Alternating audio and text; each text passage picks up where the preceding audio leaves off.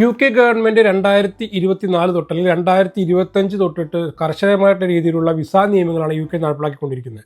അപ്പോൾ ഇതിൻ്റെയൊക്കെ ഭാഗമായിട്ട് UK സ്കിൽഡ് വർക്കർ വിസ മേഖലയിലും എല്ലാത്തിലും ഒരുപാട് മാറ്റങ്ങളാണ് വന്നിരിക്കുന്നത്. ശ്രദ്ധിക്കേണ്ട പ്രധാനപ്പെട്ട ഒരു പോയിന്റ്, 2025 ജൂലൈ 22 മുതൽ UK കെയർ വിസയിൽ വരാൻ വേണ്ടി സാധിക്കില്ല. കെയർ വിസയിലോട്ട് വന്ന റിക്രൂട്ട്മെന്റ് നിർത്തലാക്കിയിരിക്കുകയാണ്. അതായത് നിങ്ങൾ ഇന്ത്യയിലാണെങ്കിൽ ഒരു പുതിയ കെയർ ഹോമിലോട്ട് കെയർ ഹോം വിസയിൽ വരാൻ വേണ്ടി സാധിക്കില്ല എന്നുള്ളതാണ്. അതേപോലെ തന്നെ കെയർ വിസയിലോട്ട് വരുന്ന ആൾക്കാർക്ക് ഒരിക്കലും ഡിപ്പെൻഡൻസിനെ കൊണ്ടുവരാനും സാധിക്കില്ല. അപ്പോൾ നിങ്ങളിപ്പോൾ UK നിന്ന് വർക്ക് ചെയ്യുന്ന ആൾക്കാരാണെങ്കിൽ, UK നിങ്ങൾ കെയർ വിസയിൽ വർക്ക് ചെയ്യുന്ന ആൾക്കാരാണെങ്കിൽ നിങ്ങൾക്ക് ഡിപ്പെൻഡൻസിനെ കൊണ്ടുവരാൻ വേണ്ടി സാധിക്കില്ല. ഇതൊക്കെ ഓൾറെഡി നമ്മൾ വന്ന നിയമമാണ്. ഓൾറെഡി ഇതിനെക്കുറിച്ചൊക്കെ വീഡിയോസിൽ പലപ്പോഴും വിശദമായി പറഞ്ഞിട്ടുണ്ട്. എങ്കിലും നിലവിലെ സാഹചര്യത്തിൽ 2026 മാറ്റങ്ങൾ എന്തൊക്കെയാണ് എന്നതിനെക്കുറിച്ചുള്ള പല ആൾക്കാരും കൺഫ്യൂഷൻസിന് മറുപടിയായിട്ട് ഒരു വീഡിയോ ചെയ്യുന്നു എന്ന് മാത്രം.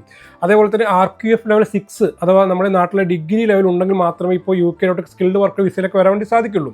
അപ്പം ഞാൻ മനസ്സിലാക്കിയെടുത്തോളം നിങ്ങൾ UK ആൾക്കാരാണെങ്കിൽ കെയർ ഹോമിലോട്ടൊന്നും RQF ലെവൽ 6 അത്ര ആവശ്യമില്ലെന്ന് തോന്നുന്നു. RQF ലെവൽ 3 ആയാലും മതി. പക്ഷേ നിങ്ങൾക്ക് B1 അല്ലെങ്കിൽ ഇംഗ്ലീഷ് സംസാരിക്കാനുള്ള കഴിവും അതേപോലെ തന്നെ കെയർ ഹോമിലൊക്കെ വർക്ക് എക്സ്പീരിയൻസും ഉണ്ടെങ്കിൽ നിങ്ങൾക്ക് കെയർ ഹോം ജോബ് ലഭിക്കുന്നതാണ്.